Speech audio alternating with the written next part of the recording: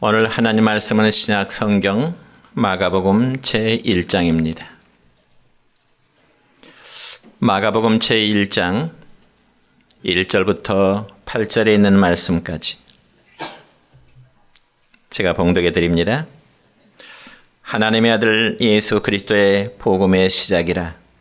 선지자 이사야의 글에 보라, 내가 내 사자를 네 앞에 보내노니 그가 네 길을 준비하리라. 광야에 외치는 자의 소리가 있어 이르되 너희는 주의 길을 준비하라. 그의 오실 길을 곧게 하라.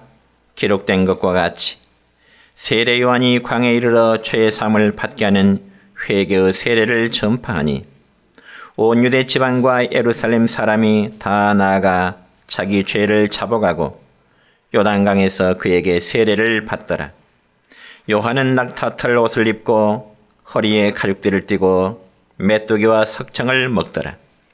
그가 전파 이르되 나보다 능력 많으시니가 내 뒤에 오시나니 나는 굽혀 그의 신발끈을 풀기도 감당하지 못하겠노라. 나는 너희에게 물로 세례를 베풀거니와 그는 너희에게 성령으로 세례를 베푸시리라. 아멘. 사랑과 축복의 메시지 나눕니다. 사랑과 축복합니다. 사랑과 축복합니다. 감사합니다.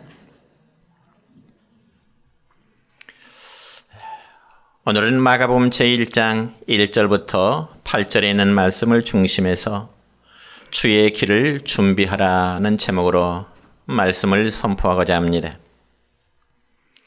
여러분, 이스라엘이라는 나라는 국토의 대부분이 연간 강유량이 100mm도 채 내리지 않는 아주 척박한 자연 환경입니다. 게다가 그마저도 1~2월 동안에 비가 집중적으로 내리게 되고 여름에는 정작 비가 아주 적게 내리는 곳이 이스라엘 땅입니다. 그래서 이스라엘 땅에는 염분 성분이 많이 있어서 식물을 키우기 위한 그러한 조건도 역시 좋은 환경이 못 됩니다. 그럼에도 불구하고 이스라엘은 발달된 농업 국가이자 그리고 축산 국가로 세계의 주목을 받고 있는 나라가 역시 이스라엘이라는 나라입니다. 물론 그렇게 되기까지는 처음에 오렌지 하나로 농업을 시작했지만은 이제는 훨씬 많은 특산물들이 생겨나게 되었고 다양한 제품뿐만 아니라 농업과 기술까지 전 세계로 수출하고 있는 그 나라가 바로 이스라엘의 형편입니다.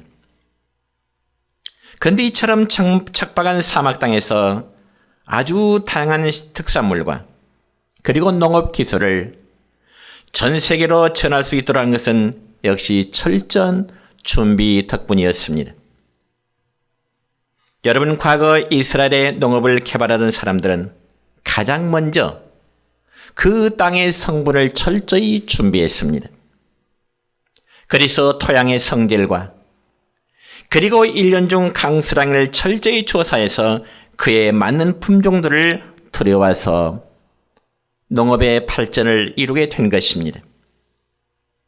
뿐만 아니라 각종 고등식물들을 농업에 접목시켜서 상상도 못할 정도로 높은 효율을 이루어낸 것입니다. 바로 그런 영향을 이제 받아서인지 이스라엘에는 농업에 종사하는 사람들 대부분이 매우 높은 수준의 교육을 받은 사람들이 많다고 합니다. 왜냐하면 이스라엘은 농업과 축산업이 함께 컴퓨터 산업이 함께 연계되어 있어서 미래를 위해서 철저히 준비한 그런 사람들은 행복한 미래를 열어가는 사람이 될 수 있기 때문입니다. 그와 마찬가지로 오늘 저와 여러분, 우리 모든 성들이 하나님 나라에 들어가기 위해서는 철저한 준비가 필요하다는 사실을 우리에게 교훈하고 있습니다. 여러분, 우리가 잘 준비할수록 그에 따른 영광도 커질 수밖에 없는 것입니다. 그러면 우리가 이 땅에 생하는 모든 것은 바로 하나님의 나라에 들어가기 위한 준비의 과정이라고 그런 사실을 우리는 잊지 말아야 되는 것입니다. 그렇다면 과연 우리는 하나님의 나라를 소망하면서 우리는 이 땅에서 과연 어떤 준비로 살아가야 할까요? 첫째는 하나님께서 예비하신 구원의 길이 있습니다. 여러분, 오늘 우리가 읽은 이 본문 말씀 1절의 말씀 보면 이렇게 기록되어 있습니다. 시작. 하나님의 아들 예수 그리스도의 복음의 시작이라. 아멘. 이 본서의 기록자인 마가는 시작이라는 이 단순한 단어를 이제 서두로 시작을 하고 있습니다. 그렇지만 시작이라는 단어와 연관되어 있는 말씀은 결코 단순하지가 않습니다. 왜냐하면 그것은 곧 하나님의 아들 예수 그리스도의 복음이라는 이 심오하고도 놀라운 말씀과 연결이 되어 있기 때문에 그렇습니다.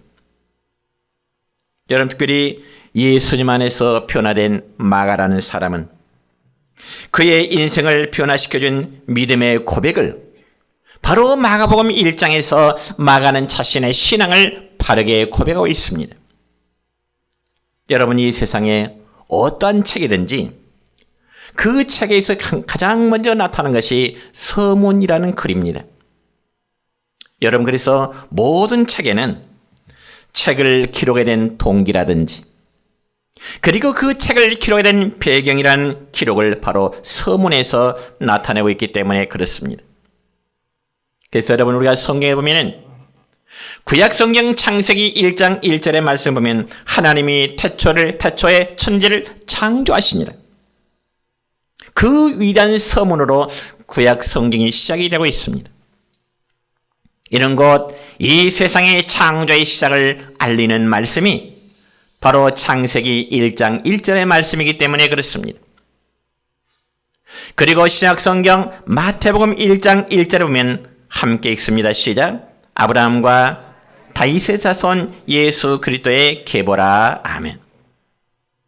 그러니까 여기서는 예수 그리스도로부터 말씀이 시작되고 있다는 것입니다.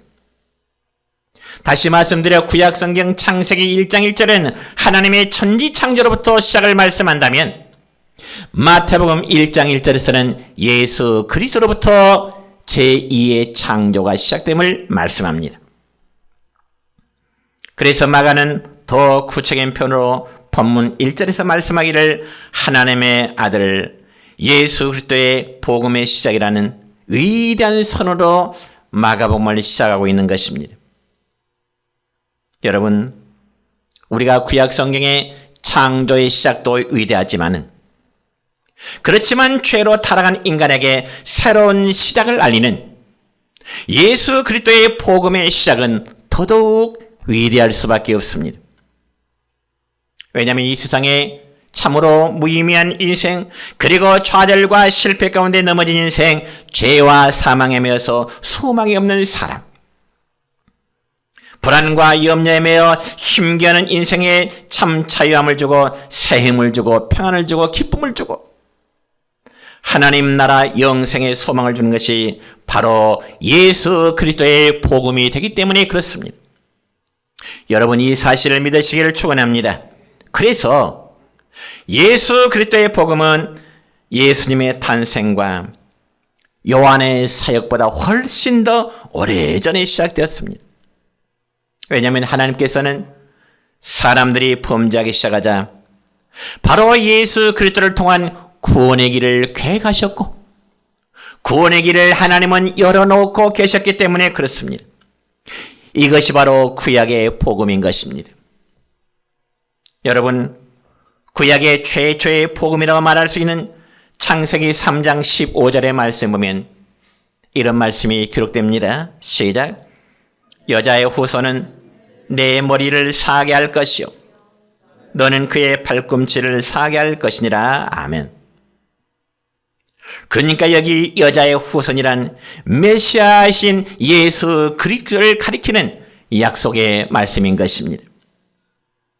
그래서 이 복음은 하나님의 생각과 하나님의 계획 속에서 구약의 여러 선자를 통하여 복음이 전하여지리라고 예언의 말씀을 주십니다.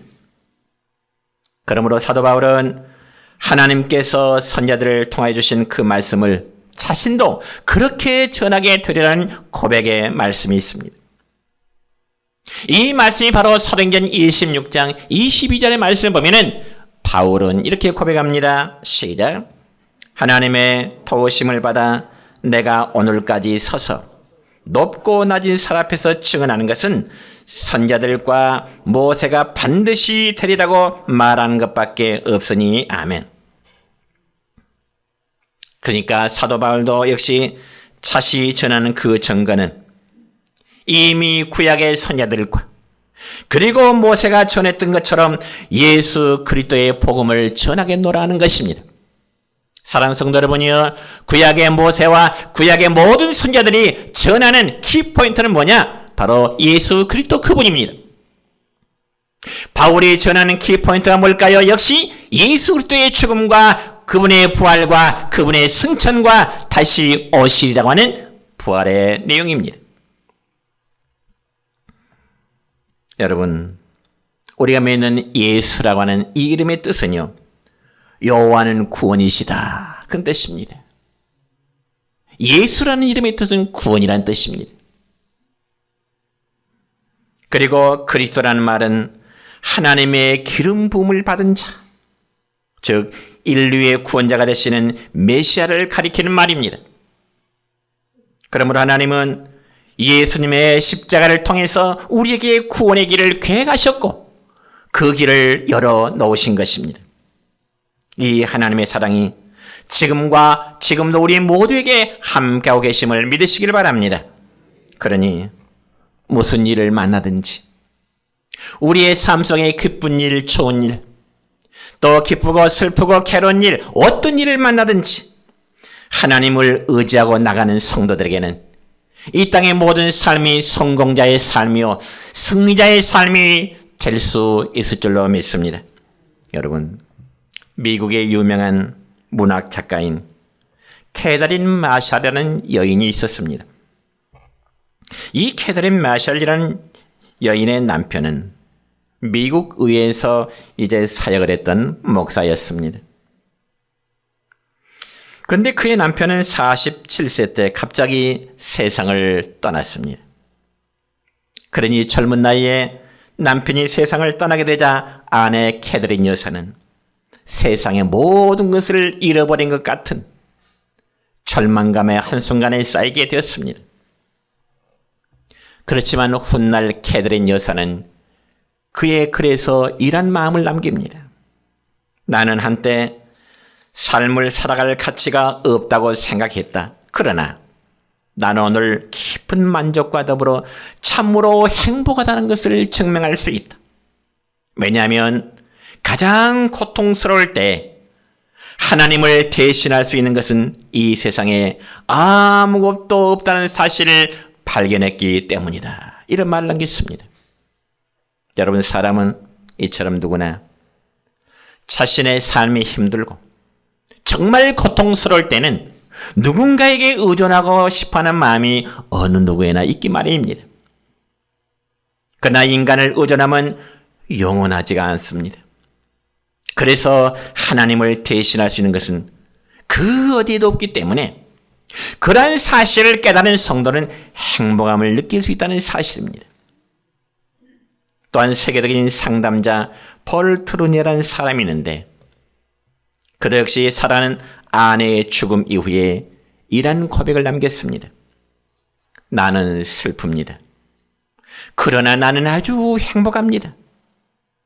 아내가 있을 때는 날마다 기도하고 말씀을 묵상하는 생활을 거르는 때도 있었지만 지금 아내가 떠난 다음에는 내 마음에 빈 공간이 생기자 나는 매일같이 하나님과의 깊은 교제를 나눕니다. 그래서 내 마음은 더욱 행복합니다. 여러분, 주님이 맡기신 십자가의 고난이 크면 클수록 그 고난의 사실을 잘 감당하면 그만큼 큰 상급과 영광이 다가옴을 믿으시기를 축원합니다. 그러므로 여러분, 우리의 삶에 밝은 날이 오든지 아니면 우리의 삶이 정말 캄캄한 날이 오든지 전혀 두려울 것 없이 우리 믿는 성들의 영원한 삶의 피난처 되신 하나님만을 의지하는 여러분 되시기를 축원합니다. 왜냐하면 우리의 예수님을 예비하신 그 하나님이 저와 여러분의 아버지가 되십니다. 과거 구름꾼과 불기둥으로 때를 따라 인도하신 그 하나님, 오늘 저와 여러분의 아버지가 되심을 믿으시길 바랍니다. 그러니 우리 모두는 하나님께서 우리를 위해 마련하신 구원의 길에 감사하는 여러분 되시기를 축원합니다.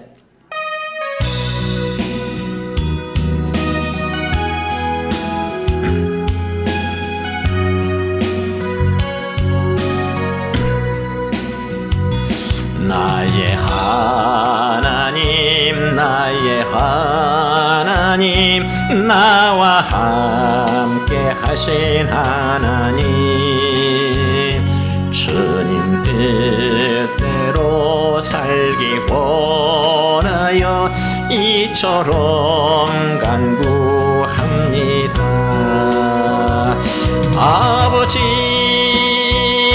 아버지, 죄인 부르신 아버지, 감사합니다, 감사합니다. 늘 찬송하게 합소서. 아버지, 아버지, 은혜 베푸신 아버지, 감사합니다, 감사합니다. 영광 받아 주옵소서. 나의 하나님, 나의 하나님, 나의 하나님, 아버지, 감사합니다, 감사합니다. 진정 감사합니다. 아버지, 아버지, 나를 구하신 아버지, 감사합니다, 감사합니다. 이 몸 바쳐 살렵니다. 아버지, 아버지, 축복해 주신 아버지, 감사합니다, 감사합니다. 사명 감당케 합소서.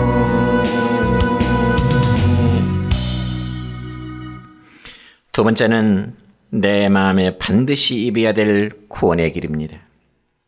여러분, 우리가 읽은 오늘 본문 4절과 5절의 말씀 보면 이렇게 기록되었습니다. 시작. 세례 요한이 광야에 이르러 죄 사함을 받게 하는 회개의 세례를 전파하니 온 유대 지방과 예루살렘 사람이 다 나아가 자기 죄를 자복하고 요단강에서 그에게 세례를 받더라. 아멘.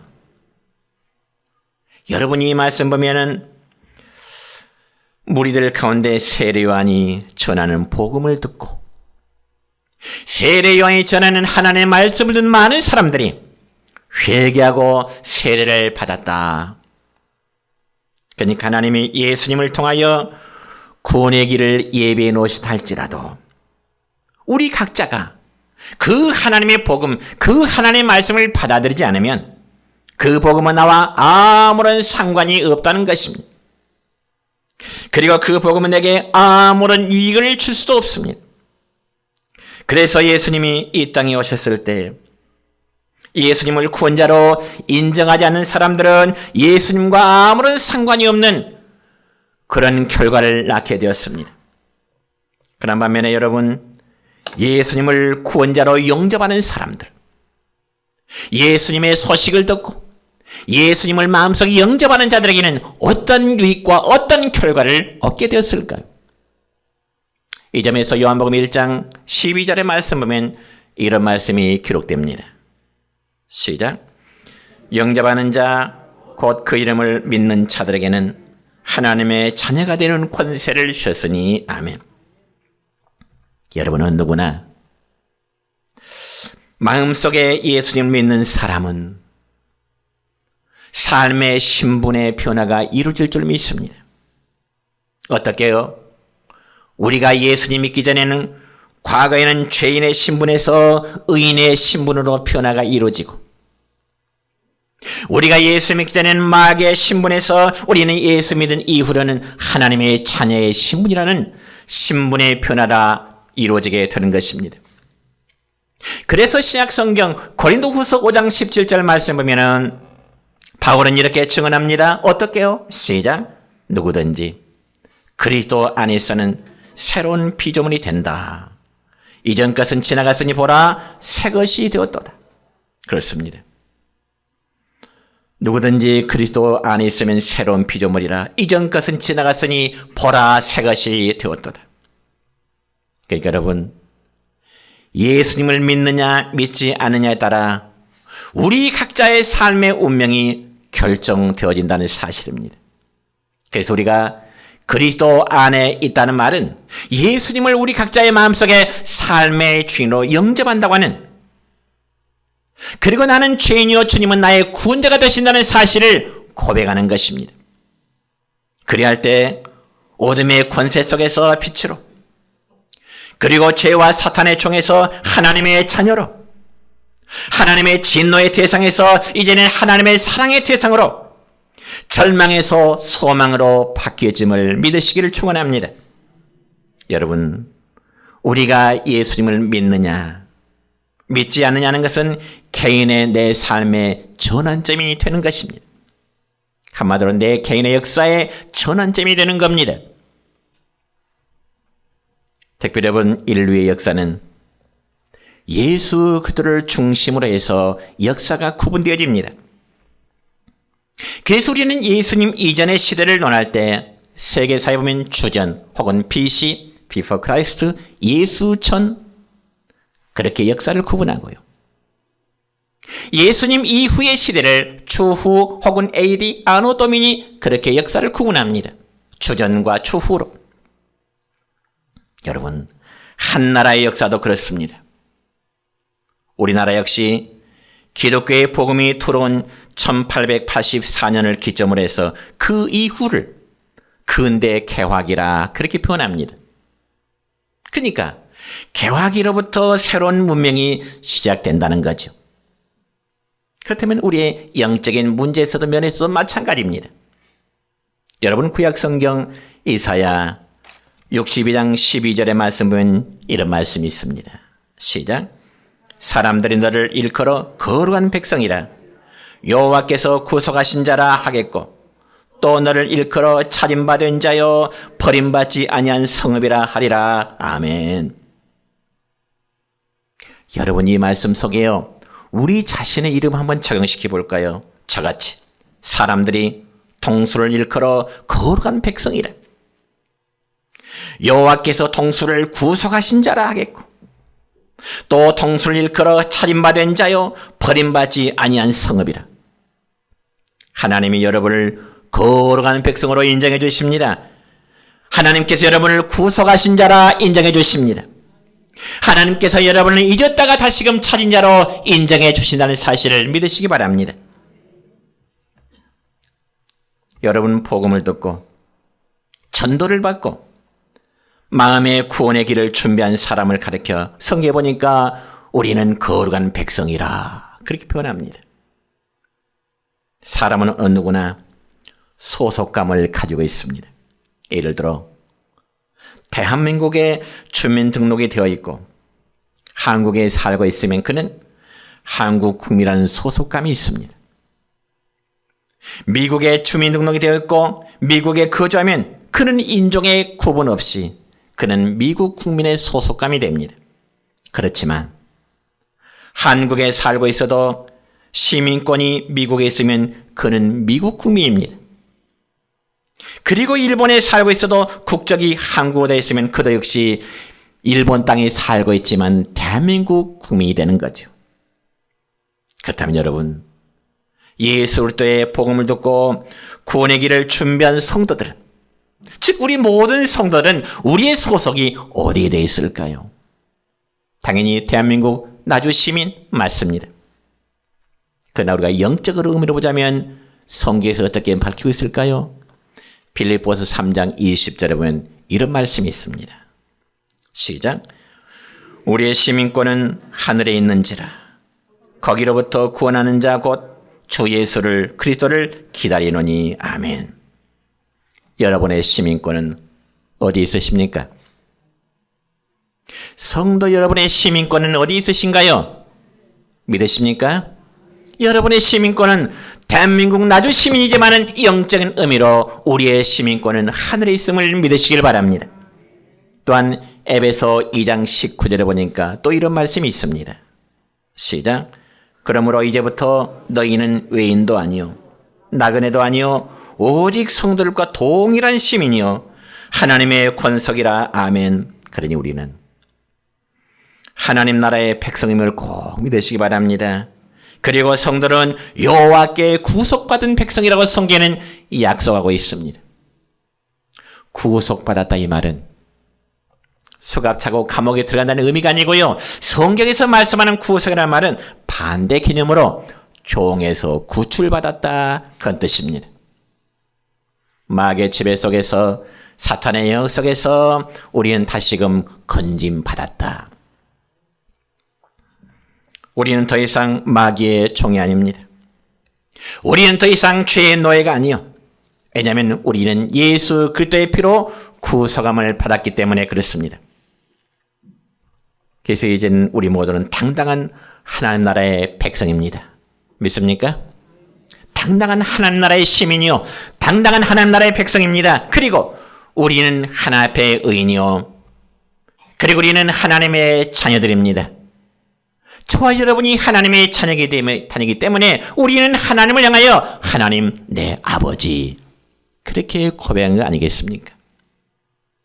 그리고 우리는 하나님 나라를 유업으로 받을 자들입니다. 그렇지만 그것은 오직 구속받은 자들만 하나님의 자녀들만 들어오는 것입니다. 여러분 이사야서 35장 9절과 10절의 말씀을 보면 이런 말씀이 있습니다. 시작.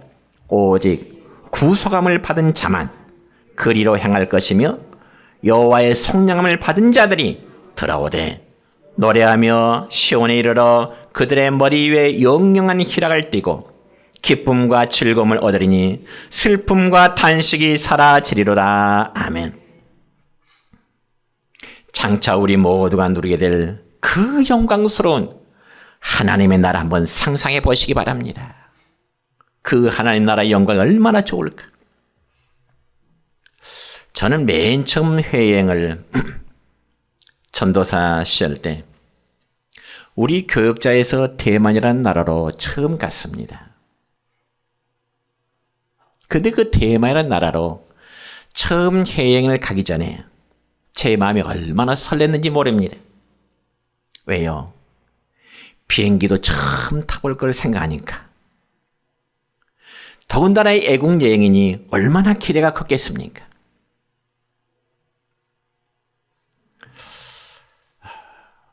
그리고 두 번째 여행은 과거 우리 내전교회 구예배당을 짓고 나서 교회에서 저희 부부에게 성지순례를 보내주셨습니다.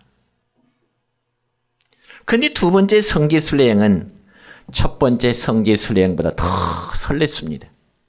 왜냐하면 성경에서만 읽고 또 들었던 그 예수님의 발자취 그 땅을 직접 밟아볼 수 있겠구나.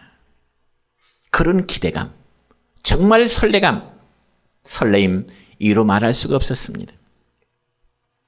그렇다면 과연 저와 여러분이 장차 하나님의 나라에서 누리게 될 그 기대감을 우리는 얼마나 가지면서 신앙생활하고 계신가요? 세상에서도 어떤 좋은 곳에 여행을 가고자 하면 기대감과 설렘이 있는데 장차 우리가 예수님 믿음으로 이르게 될 그 하나님 나라에 대한 기대감 얼마나 우리가 가지고 있느냐 그 말이죠.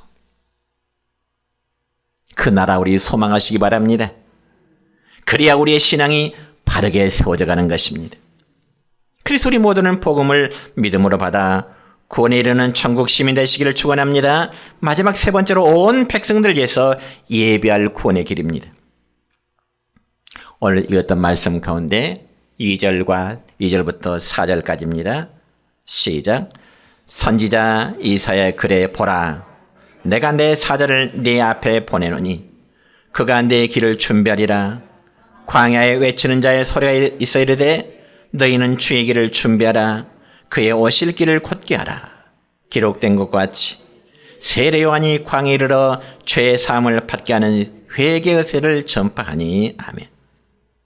여러분, 이 말씀 보면 세례 요한은 이사야 선지자가 예언한 바와 같이 자신은 예수님께서 온 백성들을 위해서 이루실 구원의 길을 미리 다 준비해 놓겠노라, 그렇게 고백합니다. 다시 말씀드려서 하나님은 구약의 여러 선지를 통해서 우리의 메시아, 우리의 구원자 되실 예수님을 보내시겠다고 했는데 오시기 전에 그 세례 요한은 예수님 오실 길을 미리 다 닦아놓겠다, 준비해놓겠다. 뿐만 아니라 하나님께서는 구약의 마지막 말라기 선지자를 통해서도 말씀하시기를, 말라기서 3장 1절의 말씀 보면 이런 말씀이 있습니다. 시작. 보라, 내가 내 사자를 보내리니 그가 내 앞에서 길을 준비할 것이요. 아멘. 뿐만 아니라 구약의 가장 제가 생각할 때는 물론 구약의 여러 선지자들이 하나님의 유일한 사람들이지만은 저는 개인적으로 이사야 선지자를 가장 존경합니다. 이사야 선지자도 이사야서 40장 3절의 말씀을 보면 이렇게 선포합니다. 뭐라고요? 시작. 외치는 자의 소리여 이르되 너희는 광야에서 여호와의 길을 예비하라. 사막에서 우리 하나님의 대를 평탄하게 하라. 아멘. 그러니까 하나님은 말라기 선지자나 그리고 이사야 선지자를 통해서 오실 메시아로 오실 예수 그리스도의 길을 준비하도록 선포하는 자입니다. 그렇다면 오늘 이 시대를 살아가는 우리 역시 성육신 하실 예수님을 기다리는, 즉 성탄의 절기를 기다리는 마음, 그리고 장차 다시 오실 재림하실 예수님을 기다리는 마음 동시에 가져야 되는 겁니다. 그래서 말씀으로 계셨던 예수님이 사람의 몸을 입으시고 우리 가운데 오심은 인류 최대 이적의 사건입니다. 왜냐하면 예수님의 초림은, 즉 예수님이 사람의 몸을 갖추시고 이 세상에 태어나신 성탄절은 구약의 모든 선지자들이 예언했던 예언의 성취고, 그리고 그 예언의 성취는 우리를 구원하심으로 완성하셨기 때문입니다. 여러분, 이제 말씀을 맺습니다. 하나님이 사람의 몸을 갖추시고 예수님의 모습으로 오신 성탄의 사건이야말로 너무너무 신비롭고 너무 영광스러운 일입니다. 그래서 금년에도 성탄의 절기는 앞으로 13일 후면 또다시 맞게 될 것입니다. 그렇다면 구원받은 하나님의 백성들은 아직도 죄의 쇠사슬에 매이는 자들에게 이 성탄의 기쁨을 함께 전해야 할 것이고, 그들이 믿음 안에 들어오도록 돕는 역할을 잘하는 우리 모든 믿음의 식구들 되시기를 축원합니다. 그래서 지금 우리는 대림절을 맞이하여 우리 모두 불의와 거짓이 만연한 이 세상에 정말 참 평안을 원하시는 예수님의 꿈을 꾸면서 서로 사랑하며 섬기는 우리 내정교회 성도들 되시기를 주의 이름으로 축원합니다.